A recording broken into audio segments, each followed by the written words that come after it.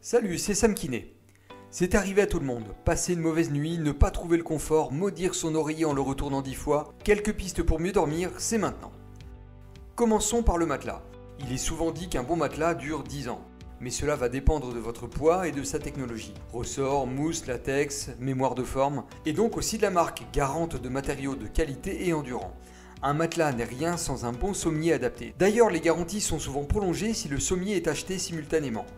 Au-delà d'environ 10 ans, changez surtout votre matelas si vous n'arrivez plus à dormir dans le confort plus de 15 jours consécutifs. Disons que cela exclut de fait d'autres causes comme le stress, un mal de dos ou une fatigue irrégulière. Le choix du type de sommier ou de matelas est complètement personnel et je ne peux en vanter un plus qu'un autre.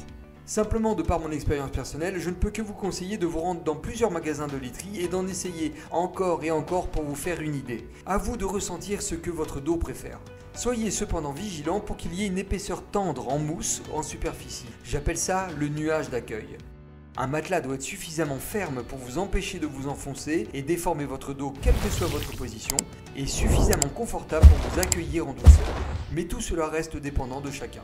Enfin, selon votre âge et votre santé, les sommiers peuvent être individuels, motorisés, avec dossier et pieds relevables, et même à hauteur variable pour faciliter le changement des draps ou votre installation. Génial, non ? Attention au budget, certains vendeurs en salle des fêtes vous promettent des prix alléchants, mais avec des crédits au taux d'intérêt piégeux, sans parler de la garantie illusoire car vous ne pourrez pas vous retourner contre le vendeur dans 6 mois si les moteurs cassent. Parlons maintenant oreiller. Perso, j'en ai 3 et j'alterne. Quand je me réveille la nuque raide, j'essaye le 2e ou le 3e que je ne garde jamais très loin. Pas la peine d'un oreiller de 60 cm qui descend jusqu'au dos et dont on ne sait que faire. Des petits modèles compacts existent. Prévoyez toujours une housse qui absorbera votre sueur et augmentera la durée de vie du matériau. Variez dans vos 3 oreillers la forme, la fermeté, l'épaisseur, le matériau. Il faut évidemment être bien sur les 3. J'aime beaucoup les mousses à mémoire de forme, mais attention au format en double vague. À la base, c'est futé. La grosse bosse quand vous dormez sur le côté pour compenser la hauteur de l'épaule et la petite quand vous dormez sur le dos pour caler les cervicales. Mais honnêtement, qui se réveille la nuit pour tourner son oreiller quand on change de position? En tout cas pas moi, préférez donc un format rectangulaire et uniforme.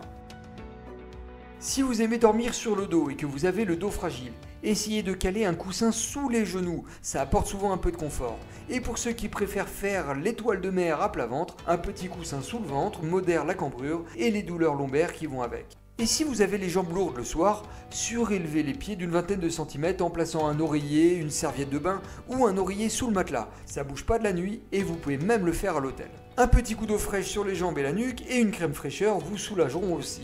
Attention pour les allergiques au pollen. Systématiquement, vous lavez les cheveux le soir pour éviter de mettre des pollens plein votre oreiller et avoir les yeux qui piquent et le nez qui coule le matin. Simple et malin.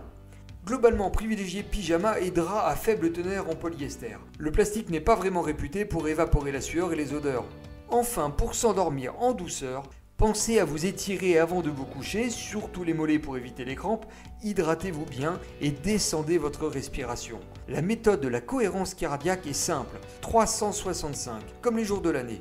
3 comme 3 fois par jour, 6 comme 6 respirations par minute et 5 pendant 5 minutes. Le rythme cardiaque s'apaise avec la respiration, le stress et la nervosité avec. Voilà, j'espère que vous n'êtes pas déjà endormi et que tous ces conseils vous aideront à bien vous équiper pour passer de belles nuits. N'hésitez pas à vous abonner et à partager. À bientôt!